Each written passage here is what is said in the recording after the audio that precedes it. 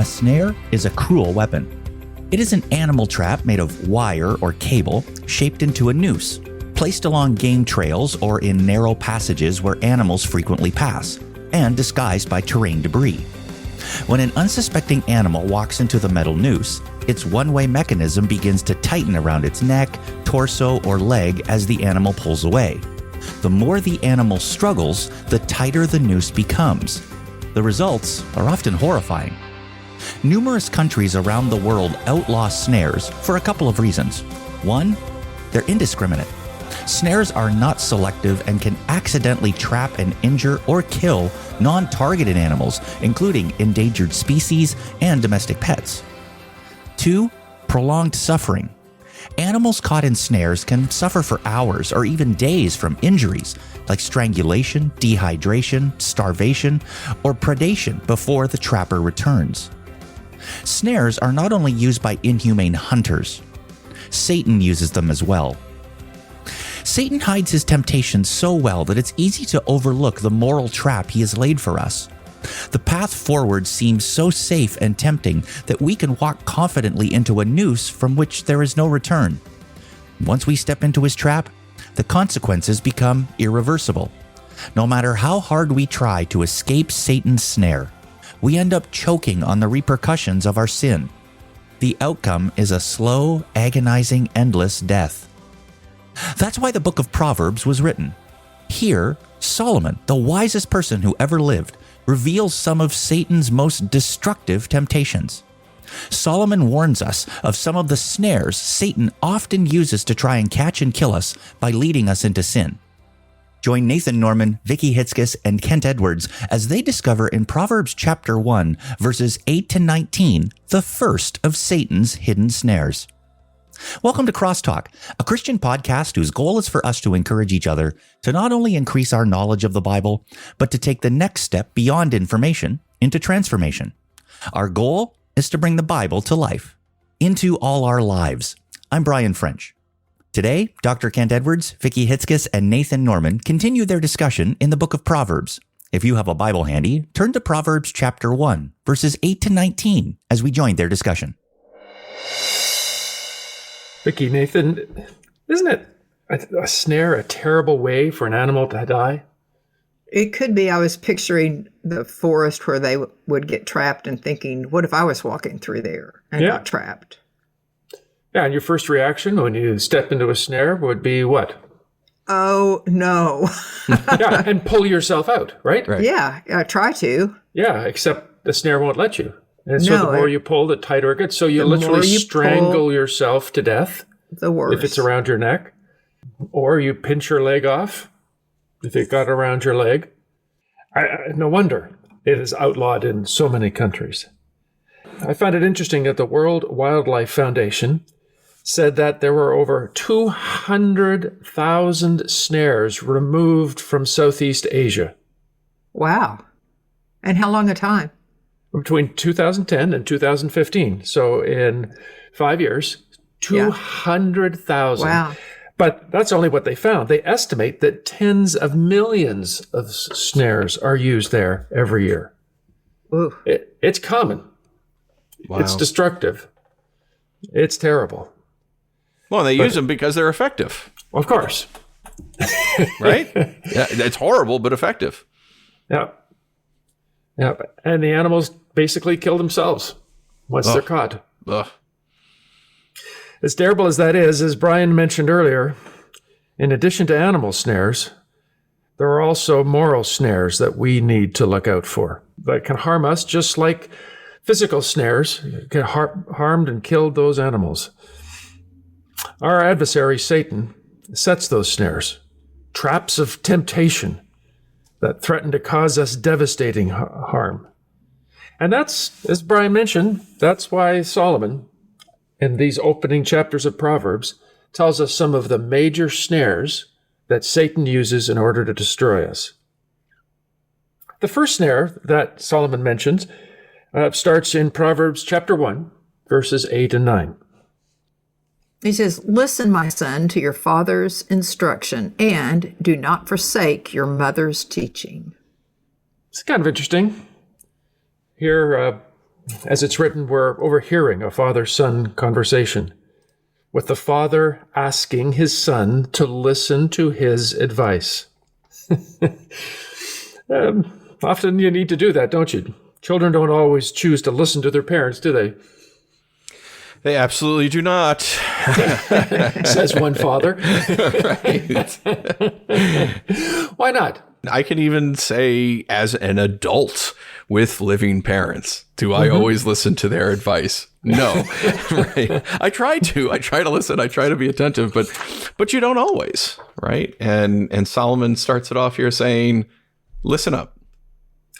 Yeah, there's an arrogance, I think, that comes with youth. What does that old person know? They're not up to date with today. I remember a favorite quote, Mark Twain, that brought this to light. Do you remember that one, Vicki? I bet I do. Is that the Mark Twain quote? Mm-hmm. Yeah, he said, when I was a boy of 14, my father was so ignorant I could hardly stand to have the old man around. But when I got to be 21, I was astonished at how much he had learned in 7 years. That's true. I don't remember what it was, but I remember driving down Central Expressway in Dallas and thinking about something that had happened and saying out loud in the car about my mother, she was right about that too. There was something that had happened, and I remember my mother warning me about it and just saying out loud, just shocked. She was right about that too. Wow. Well, we've all been there, and I guess that's why this father said to the son, listen to my teaching. Why? What reason does he give? Why should the son listen? I'll tell you what it says. He says, listen, my son, to your father's instruction, and do not forsake your mother's teaching. They are a garland to grace your head and a chain to adorn your neck. It's because you go through life and unless you're just adult, and there are adults out there, but unless you're adult, you just learn things. You get knocked around, you get pummeled by life, and you learn from it. And then you want your children to not have to go through that, and you want them to learn your wisdom. Well, that's exactly Solomon's intent here. And the father in this snare episode says, yes, if you listen, you will have a garland. Garland is a twisty, leafy branch that is put on someone's head that symbolizes victory, success, and high social status. That's kind of nice, isn't it? I'd like to go through life and say, yes, I was a success and had some amount of status. He says, in addition to the garland, I'm going to give you what? A chain around your neck. So it's really a necklace, if you will. A necklace that in that day would symbolize to the world that you have lived an exemplary life. I'd like to be a success and have people think that I live in an exemplary life, wouldn't you? Absolutely. Sure would. Beats the alternative. Vicki looking at me going, look at that dolt. Yeah. There you go. And so then, with that introduction and that encouragement, the warning of the father comes next. And he says, my son, if sinful men entice you, do not give in to them. If they say, come along with us, let's lie in wait for innocent blood. Let's ambush some harmless soul. Let's swallow them alive like the grave. And we will get all sorts of valuable things and fill our houses with plunder. Cast lots with us. We will all share the loot. Wow. That's the temptation that you're going to hear, Father says. And I want you to carefully note how that temptation is crafted. If sinful men entice you and they say, come along with us, we will get all sorts of valuable things and fill our houses with plunder. There's an implied promise here, a promise that you are going to have a family, a friendship. You'll belong to a tribe. They're exploiting the human need for fellowship, right? Yeah. It's You'll be dark. one of us. Isn't this a dark thing to read? It's like an initiation into the mafia or something. This is ugly. Yeah, this is ugly. I don't like this. No, it's very ugly. And then, as we are together in our tribe, notice the coldly calculated plot against an innocent victim. Let's lie in wait for what? For innocent blood. For innocent blood. Let's ambush some harmless soul. Let's swallow them alive like the grave. Woof. The word there translated as ambush is used of animals attacking prey. That's what we're going to do. As a family, as a tribe, we're going to go out and we are going to attack like a lion on a wildebeest. We're going to go at them and rip them to pieces. Let the grave swallow them alive. That's murder. Yep. Why? Well, that's the bad thing. If I were the person they were going to kill, what they want from me is stuff. Yep. Stuff. It says in verse 13, we will get all sorts of valuable things and fill our houses with plunder. Isn't that terrible? I just say, take it, just take it. But they don't care about that. Murder's nothing to them. They just want stuff. We want valuable things and we want to fill our houses with plunder. What snare is the father warning his son about? Well, everybody wants to belong. Right. So he's saying, don't join a company of people that are evildoers. Mm-hmm. Don't be careful about whose company you keep. Warning about joining a company of people who brutally attack their victims so they can get lots of money. What do we call those kinds of organizations? Well, I mentioned earlier, it sounds like the mafia. Yeah. Or a gang. Or a gang. A gang, a brutal gang. Yeah. And what kind of person is most likely to join a neighborhood gang? Oh, it's someone who comes from a broken home, someone who is living in poverty or near poverty, doesn't have a lot, or even emotional poverty, right? They don't belong anywhere. And yet here's a group that says, hey, you can come belong with us. Right. So they're isolated, alienated, broken families, become vulnerable. Poverty can play a part as well, can't it? Sometimes if you just come from a really rough neighborhood, you have to join a gang in order to survive. And it would be hard to not join in this kind of activity because you're part of the gang. Right. Mm-hmm. These are your neighbors. These are the people that live around you. And where poverty is involved, that means you feel you have no other options. You have no other option. How do I stay alive? At desperation, you end up having a child. How do I support this child? Now what am I going to do? And you feel there is no other option.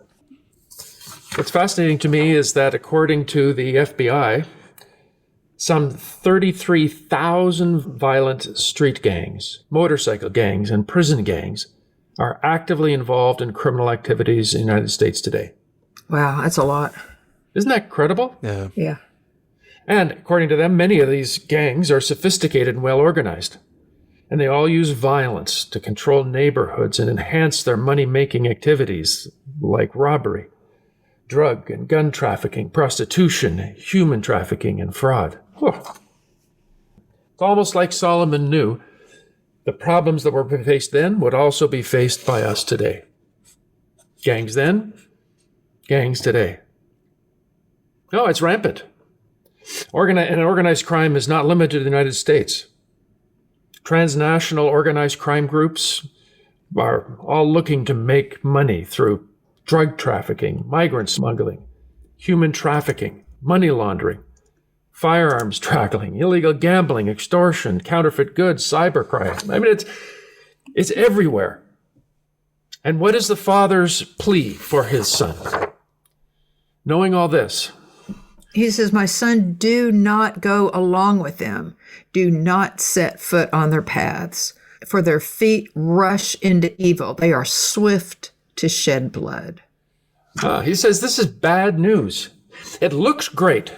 It's easy money, companionship, a way out of poverty, a way to have friends, if you will. But don't do it. Why? In verse 17? He says, how useless to spread a net where every bird can see it. Well, that verse sounds a little bit vague, doesn't it? It sounds out of place. It sounds out of place. What is he doing talking about nets and birds? Well, the fact is, every bird is born with an instinct to avoid nets. Huh. Isn't that interesting? Yeah, what do you mean? Well, a bird sees a net as a dangerous instrument. They're afraid of them, and they will not go close to them. I saw this for myself just last weekend. Tell. My wife and I were down in San Diego by the waterfront, and one thing you notice if you're by the ocean is there are seagulls everywhere. I can't say this for as a definite fact, but I think God made seagulls to do one thing. What? Poop. They leave more messes. Everywhere they go, it's messes. When people park their boats for 2 days, they come and they've been dive bombed a dozen times at least. And then it's all dry and gets hard and it can't get it off your boat. It's awful. And it's just everywhere. They're a menace. They're a nuisance. But we saw this one boat that someone had actually covered the boat with a net. Yeah. No birds. No poop. They're instinctively afraid of nets. Oh, that was smart. Isn't that brilliant? And nobody else did that? No, one guy. And what's interesting, you didn't need, sound to try and get them away or whirly things flying around, spinning above the bird, whirly boat. Things spinning above the boat. All you needed to do was put a net over them. How useless to spread a net where every bird can see it. If you're going to catch a bird, don't let them see the net, because they will always escape. If you join a gang that exploits innocent people for your own gain, you're more clueless than a bird. You're a bird brain, if you will. Because the consequences of such actions are clear. If you do this, if you go along with them, well, what does he say in verses 18 and 19? He says, these men lie in wait for their own blood. They ambush only themselves. Such are the paths of all who go after ill-gotten gain. It takes away the life of those who get it. People who are lured into joining gangs, Solomon says, will destroy their lives. And it's true, isn't it? We read it in the newspaper. Yeah, back in March, there was an international drug trafficking organization, CJNG, that exported fentanyl worldwide. And the leader was betrayed by his own people. The FBI caught him, and he was convicted and sentenced to life in prison plus 30 years.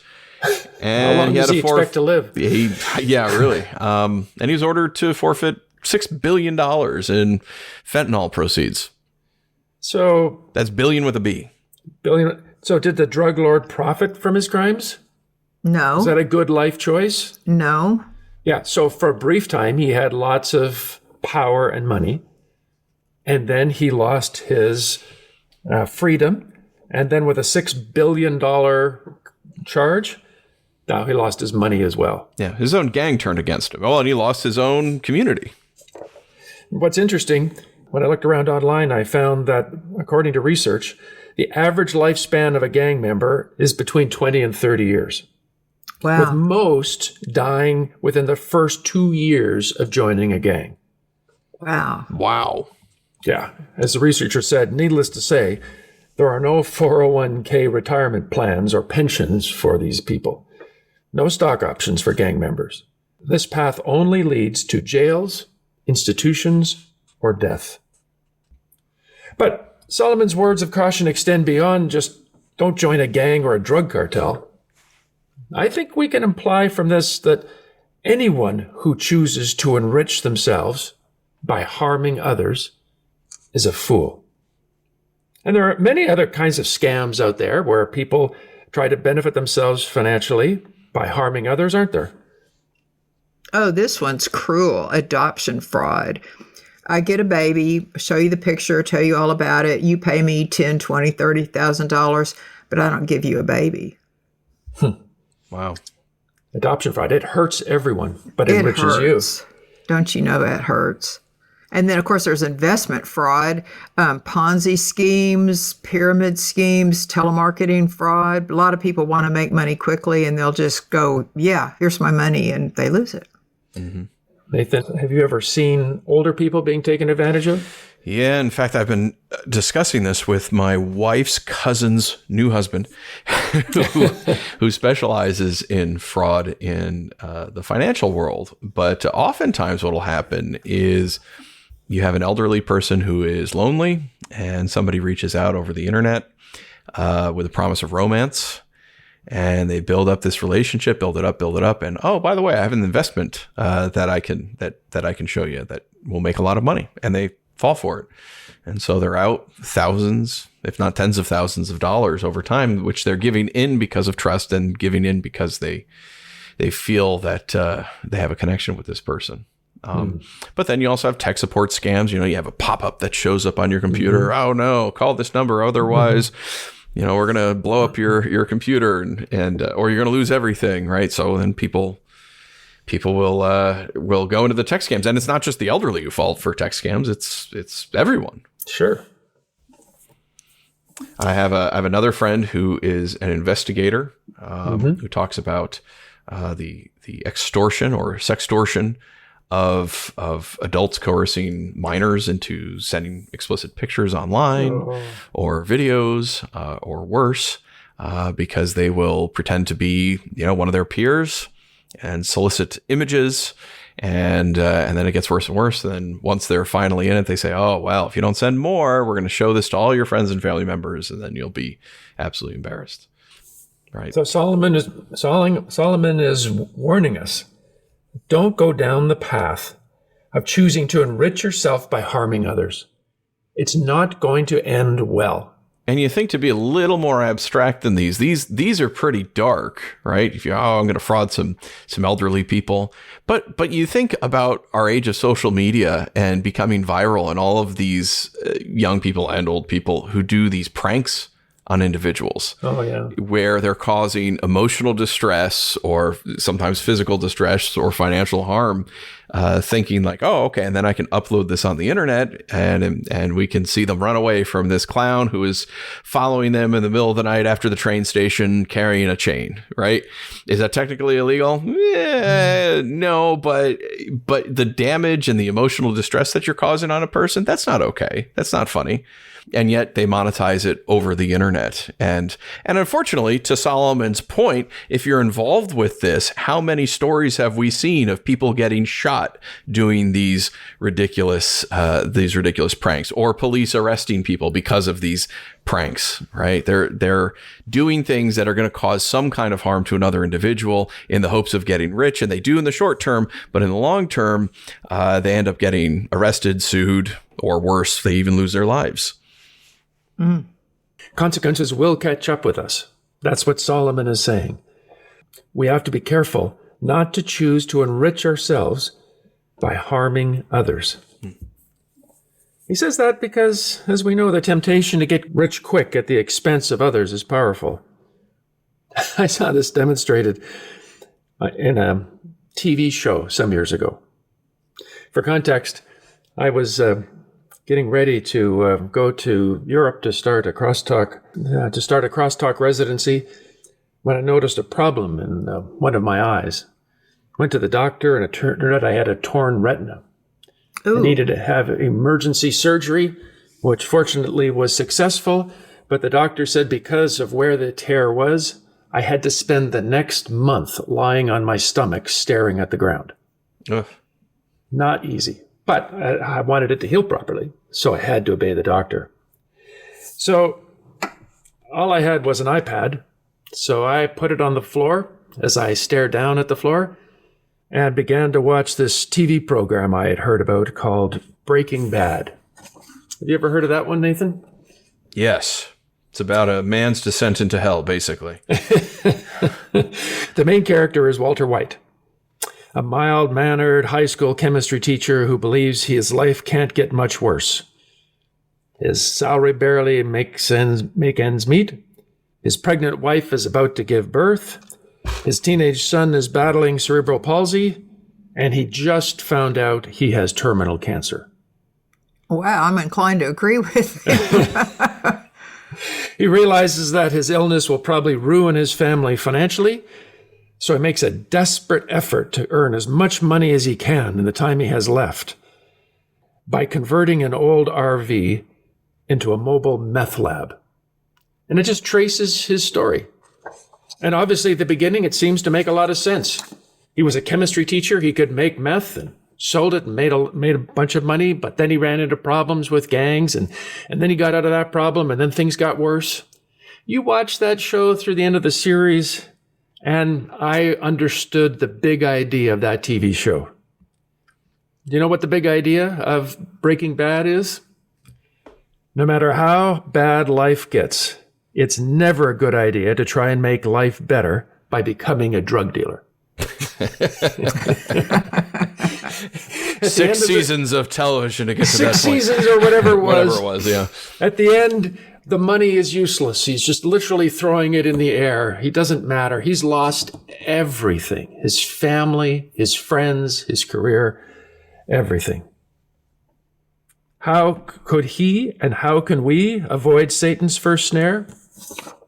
You can avoid Satan's snare by remembering that no matter how bad life gets, the decision to join the crowd and profit at other people's expenses will destroy your life. My recommendation? Remember these words. The passage says, "My son, if sinful men entice you, do not give in to them. These men lie in wait for their own blood. They ambush only themselves. Such are the paths of all who go after ill-gotten gain. It takes away the life of those who get it." It's tempting to make a quick buck, but the Bible warns us against that if it in any way involves hurting others. In fact, it tells us that hurting others will destroy us. Harming innocent people will destroy your own life.